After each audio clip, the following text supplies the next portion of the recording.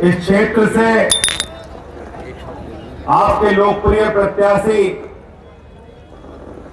और जिनको अपने आशीर्वाद और वोट की ताकत से 26 तारीख को आप जिताने जा रहे हैं पंडित अमरपाल शर्मा जी को,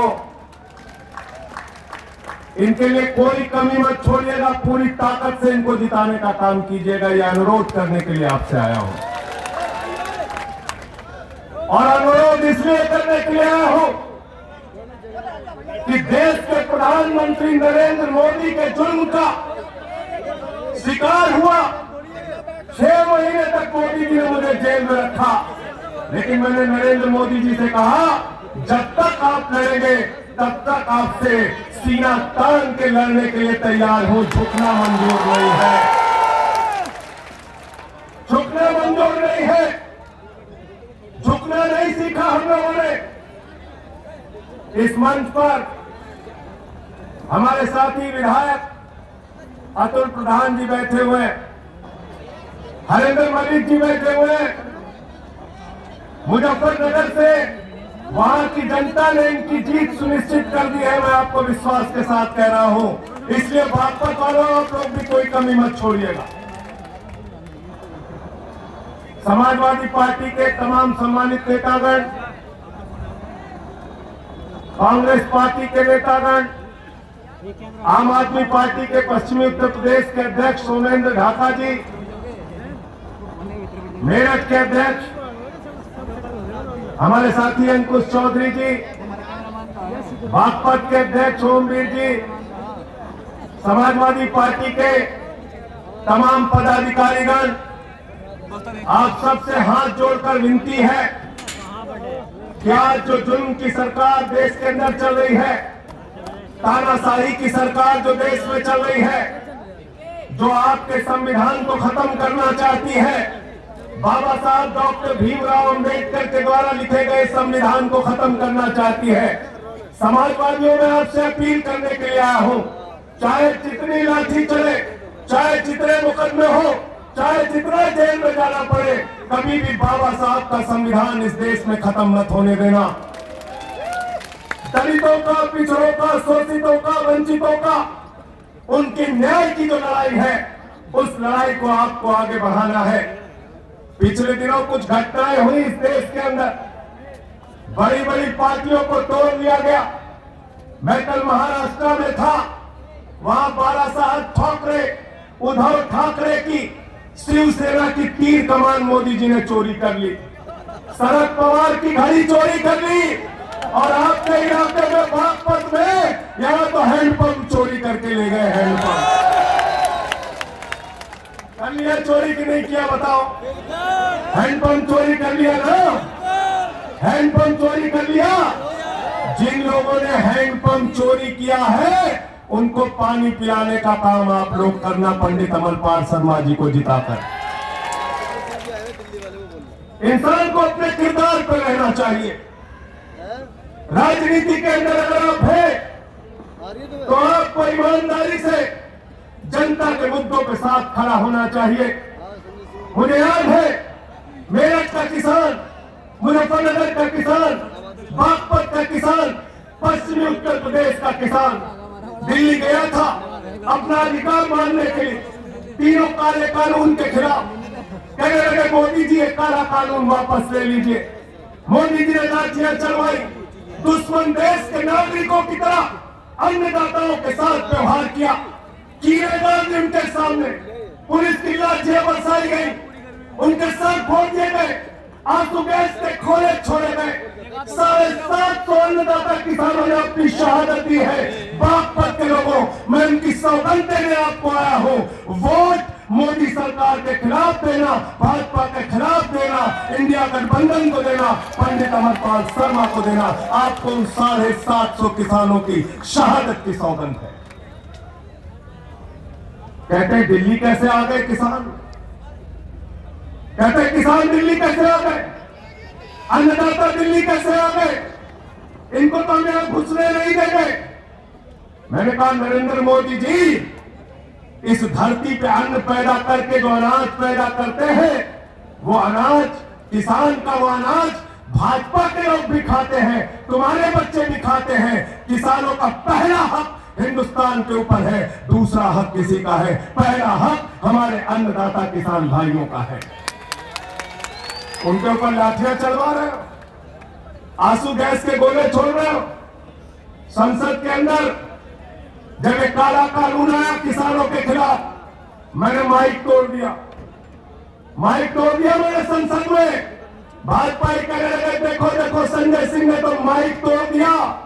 मैंने कहा भाजपाइयों, अगर तुम किसानों की हड्डी तोड़ोगे तो मैं तुम्हारे माइक तोड़ूंगा। तुम्हारे आगे हम झुकने और रुकने वाले नहीं हैं।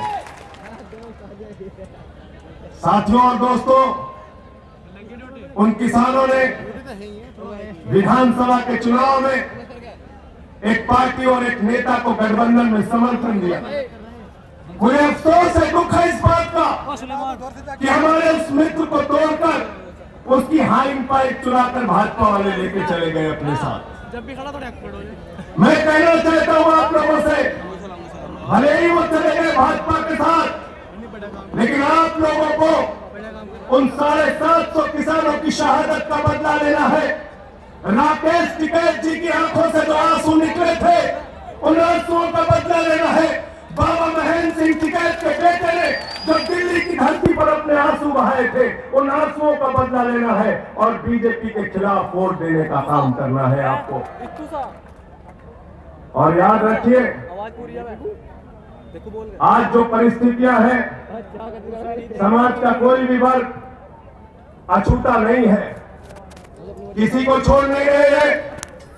अभी क्या किया क्षत्रियों के साथ, राजपूत बिरादरी के लोगों के साथ क्या किया? भारतीय जनता पार्टी के सरकार का केंद्रीय मंत्री रूपाला वो क्षत्रिय समाज की बहु बेटियों पे सवाल उठाता है, क्षत्रिय समाज की बहु बेटियों पे सवाल उठाता है। मैं कहना चाहता हूं बीजेपी के लोगों, लड़ाई लड़ना है हम लोगों से लड़ो। हमारे परिवार की, हमारी बहु बेटियों पे सवाल उठाओगे तो बर्दाश्त नहीं किया जाएगा, सूद समेत इसका जवाब दिया जाएगा। और इसलिए मैं अपील करने के लिए आया हूं कि सब लोग इकट्ठा होकर पंडित अमरपाल शर्मा को यहां से जिताने का काम करिए। जाति का, धर्म का भेद भूलकर इनको यहां से जिताने का काम कीजिए।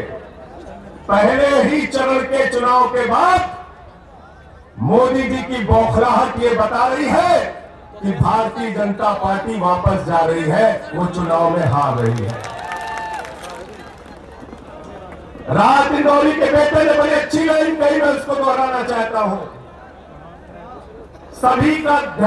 सभी को ज्ञान बांटा जा रहा है, सभी को ज्ञान बांटा जा रहा है, ये हिंदुस्तान बांटा जा रहा है। हमें मंदिर और मस्जिद दिखाकर हमारा ध्यान बांटा जा रहा है, हमें मंदिर और मस्जिद दिखाकर हमारा ध्यान बांटा जा रहा है। आज भ्रष्टाचार के खिलाफ भाजपा ही बोलते हैं। मैं कहता हूं मोदी जी, 10 साल हो गए आपको बीजेपी के लोगों, 10 साल का रिपोर्ट कार्ड तो बताओ। मोदी जी कहते हैं इस चीज की गारंटी है, उस चीज की गारंटी है, ऐसी गारंटी है, वैसी गारंटी है। मैं कहता हूं नरेंद्र मोदी की एक ही गारंटी है, झूठ बोलने की गारंटी है, झूठ बोलने की गारंटी। बताओ, आपसे कहा था कि 2 करोड़ नौकरी हर साल देंगे, दे दिया क्या? 20 करोड़ नौकरी मिल गई? हाथ उठा के बताओ, मिल गई क्या? मिल गई? नहीं मिली। किसानों को बोले आपकी आय 2 गुना हो जाएगी, किसान भाइयों की आय 2 गुना हो गई क्या? और क्या बोले, इतना काला धन लाएंगे, इतना काला धन लाएंगे, इतना काला धन लाएंगे कि हर आदमी के खाते में कितना जमा हो जाएगा? जोर से बोलिए, जोर से बोलिए। 15 लाख। 15 पैसे भी आपके खाते में नहीं आए। और घर की माताओं बहनों ने जो अपने पति से छिपा के 1500 की नोट रखी थी कि बेटी की शादी होगी तो ये पैसा काम आएगा, छोटा सा घर बनवाना होगा तो ये पैसा काम आएगा, जो सोचा था उन्होंने कि कोई बीमार होगा तो ये पैसा काम आएगा। मोदी जी ने कहा माताओं और बहनों, यही 1500 की नोट जो आपने अपने संदूक में रखी है, यही काला धन है। इसको लाइन में रख के जमा कर दो। देश में नोटबंदी का घोटाला किया। भ्रष्टाचार के खिलाफ बीजेपी के लोग बोलते हैं। मैं तो कहता हूं, जब भ्रष्टाचार के खिलाफ भाजपा वाले बोलते हैं तो लगता है ओसामा बिन लादेन और डाकू गब्बर सिंह अहिंसा पे उपदेश दे रहे हैं। पूरे देश के भ्रष्टाचारियों को वॉशिंग मशीन में धुल धुल के साफ करके उनको राजा हरिश्चंद्र बना दिया। अजीत पवार पे 70,000 करोड़ का घोटाले का आरोप लगाया, बीजेपी के साथ शामिल कर लिया। छगन भुजबल पे आरोप लगाया भ्रष्टाचार का, बीजेपी के साथ शामिल कर लिया। हसन मुश्रीफ पे भ्रष्टाचार का आरोप लगाया, बीजेपी के साथ शामिल कर लिया। नारायण राणे पे भ्रष्टाचार का आरोप लगाया, बीजेपी के साथ शामिल कर लिया। शुभेंदु अधिकारी, मुकुल राय, हेमंत शर्मा पे भ्रष्टाचार का आरोप लगाया, बीजेपी के साथ शामिल कर लिया। बीजेपी का नारा है, जो जितना बड़ा भ्रष्टाचारी वो उतना बड़ा पदाधिकारी। आज दिल्ली के 3 बार के मुख्यमंत्री को अरविंद केजरीवाल को पकड़ के जेल में डाल दिया। क्या बुरा अरविंद केजरीवाल का? अरविंद केजरीवाल ने दिल्ली के लोगों को अच्छी शिक्षा दी, फ्री बिजली दिया, फ्री पानी दिया, अस्पताल दिया, मोहल्ला क्लिनिक दिया, बुजुर्गों की तीर्थ यात्रा कराई। ऐसे अरविंद केजरीवाल को पकड़ के जेल में डाल दिया, जिसने दिल्ली के लोगों के लिए दवा का इंतजाम किया।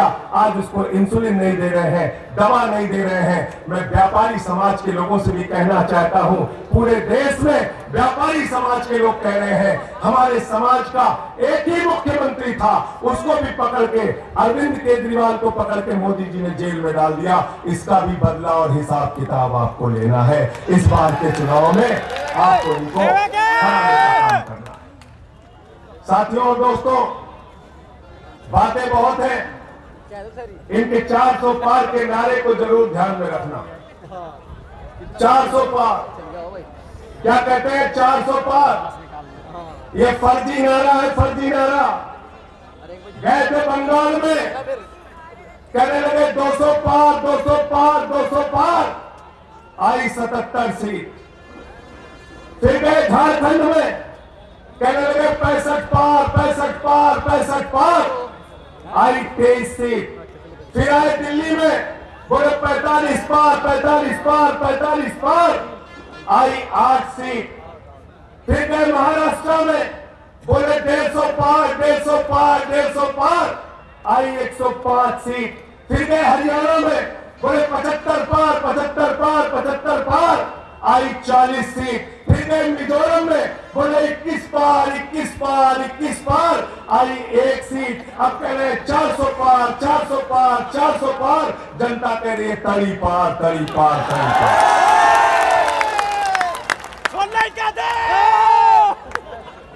तड़ी पार करना है कि नहीं करना है? बताओ इनको, हाथ उठा के बताओ, पीछे तक, पीछे तक बताओ। ये पंडित अमरपाल शर्मा जी जो है, इनके काम के बारे में पता करना हो, विधायक के रूप में 24 घंटे जनता के लिए उपलब्ध रहते थे। अभी चेयरमैन इनके परिवार से, आज भी ये लोगों के लिए काम करते हैं। मैं दिल्ली का सांसद हूं, इनके क्षेत्र की एक सड़क दिल्ली से जुड़ती है। हमारे पास आए, बोले दिल्ली के क्षेत्र की सड़क है, हमारे क्षेत्र से जुड़ती है। मैं वहां के नगर पालिका के चेयरमैन, मैं वहां के नगर पालिका को बेहतर बनाना चाहता हूं, आप इसमें सहयोग कीजिए। मुझे अच्छा लगा, मैंने कहा ये जो सड़क है, इसमें जो भी खर्च आएगा अपनी सांसद निधि से हम देने का काम करेंगे। ये आपके लिए, इस क्षेत्र के विकास के लिए काम करेंगे, ये आपके लिए काम करेंगे। ये आज आपसे हाथ जोड़कर वोट मांगने के लिए आए हैं। मैं आपको विश्वास दिलाना चाहता हूं, आपके एक एक वोट की कीमत ये अपनी सेवा से चुकाने का काम करेंगे, अपनी मेहनत से चुकाने का काम करेंगे। और आज किसी को छोड़ा नहीं जा रहा। केजरीवाल जी को जेल में डाल दिया, मनीष सिसोदिया को जेल में डाल दिया, सत्येंद्र जैन को जेल में डाल दिया, मुझे जेल में डाल दिया। ममता बनर्जी के यहाँ लोग छापे मारते हैं, विजयन के यहाँ छापे मारते हैं, स्टालिन के यहाँ छापे मारते हैं। अखिलेश यादव जी आपके नेता को सीबीआई का नोटिस भेज दिया। अरे भाजपा के 3 है भाई, ईडी, आईटी और सीबीआई, उन्हीं के दम पे चुनाव जीतना चाहते हैं, उन्हीं के दम पे चुनाव जीतना चाहते हैं। समाजवादी पार्टी की सरकार ने क्या काम किया है वो याद रखना। अखिलेश यादव जी की सरकार ने क्या काम किया है याद रखना। अखिलेश यादव जी की सरकार में जब ये मुख्यमंत्री बने तो इन्होंने कहा गांव-गांव में एम्बुलेंस की सेवा होनी चाहिए। कोई गरीब आदमी अस्पताल पहुंचने से वंचित न रह जाए, अगर उसको जरूरत है तो एम्बुलेंस उसके घर पे पहुंचनी चाहिए।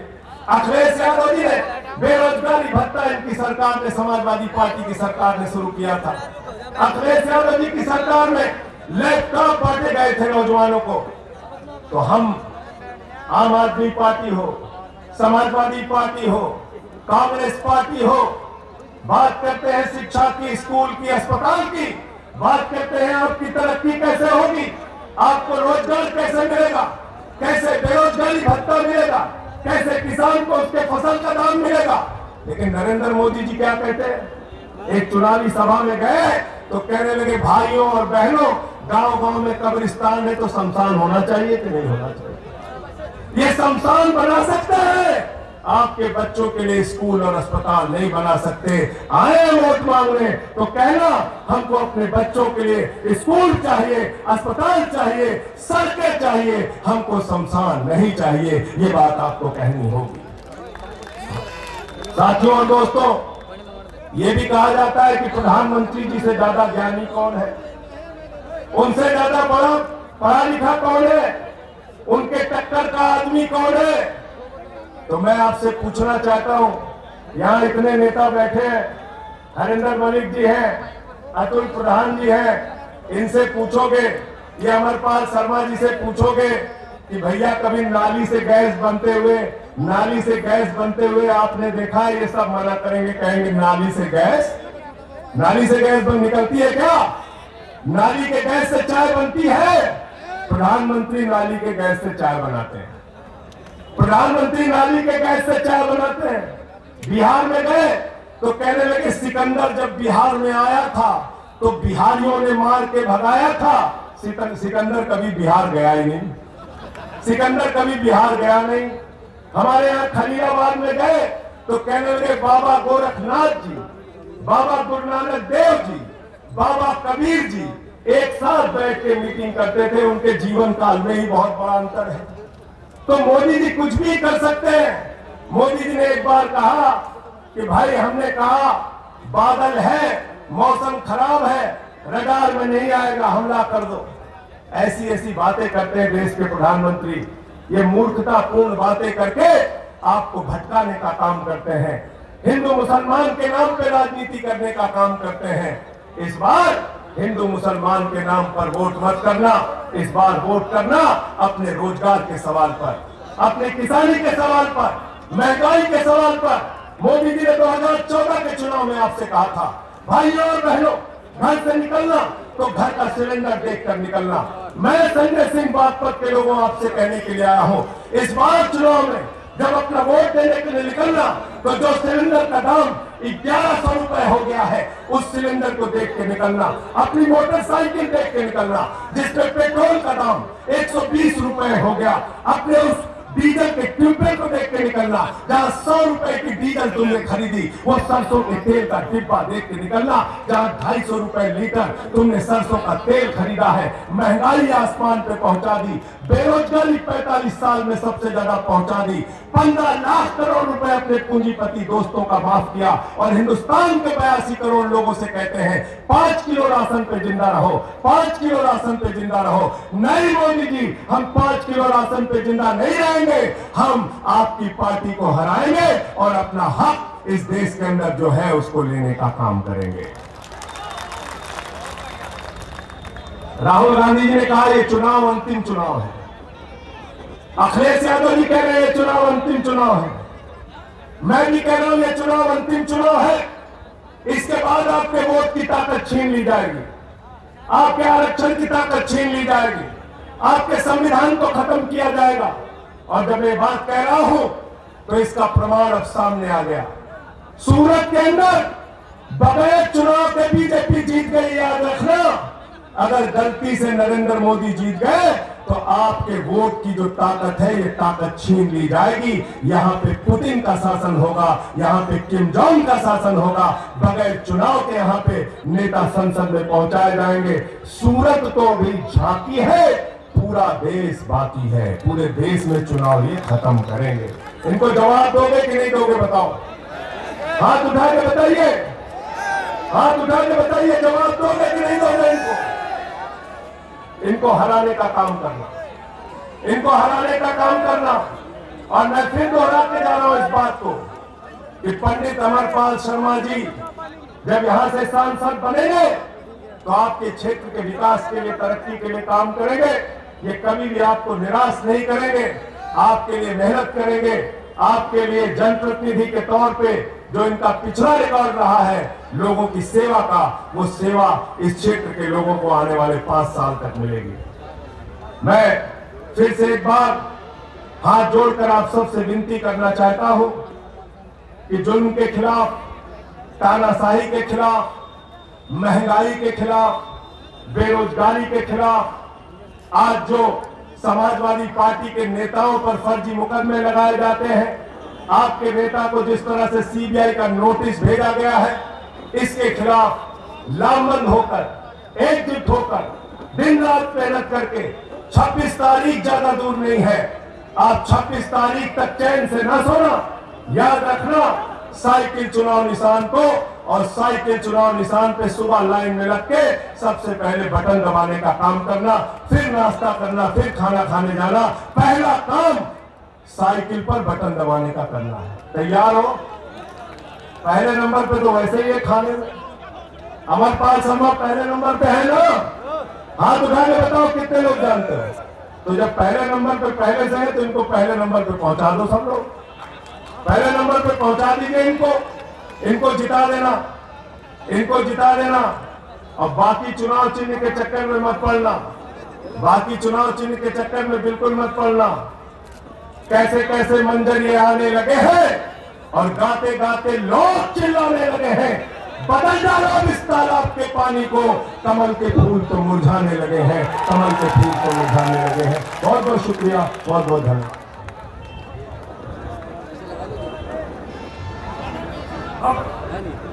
बहुत समय हो रहा है, माननीय अखिलेश यादव जी होने वाले हैं। मेरा निवेदन है कि पूर्व